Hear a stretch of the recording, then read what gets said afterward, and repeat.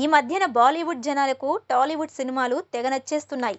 అలాగే తెలుగు డైరెక్టర్లు, నిర్మాతలు తెరకెక్కించిన సినిమాలను కూడా ఎగబడి చూస్తున్నారు. ఈ మూవీ మొదట తెలుగులోనే తీద్దామనుకున్నారు. అది కూడా మ్యాన్ ఆఫ్ మ్యానెస్ నందమూరి బాలకృష్ణతో.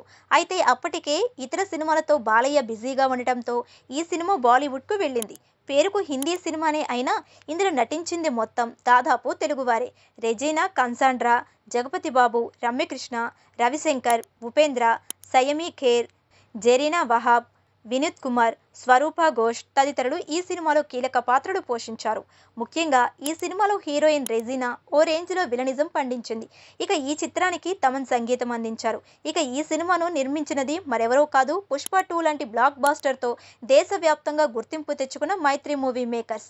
ఈ సినిమా కథ కూడా చీరాలలోని మోతుపల్లి వేదికగా సాగుతుంది. గోపీచంద్ మలినేని తెరకెక్కించిన ఈ బాలీవుడ్ యాక్షన్ ఎంటర్టైనర్లో సన్నీ డియోల్ హీరోయిన్గా నటించారు. ఈ పాటికే అర్థమై ఉంటుంది మనం ఏ సినిమా గురించి మాట్లాడుకుంటున్నాము. ఆ మూవీ పేరు జాట్. ఏప్రిల్ 10న విడుదలైన జాట్ చిత్రం బాలీవుడ్ బాక్సాఫీస్ వద్ద భారీ కలెక్షన్లను రాబట్టింది. ఓవరాల్గా 120 కోట్లకు వసూళ్లు రాబట్టింది. ఈ సినిమాను తెలుగులో రిలీజ్ చేయలేదు. దీంతో చాలా మంది యాక్షన్ మూవీ కోసం ఆసక్తిగా ఎదురుచూస్తున్నారు. ఇప్పుడు వీరి నిరీక్షణకు తెరపడింది. జాట్ సినిమా హక్కులను ఓటీటీ దిగ్గజం నెట్ఫ్లిక్స్ సొంతం చేసుకుంది.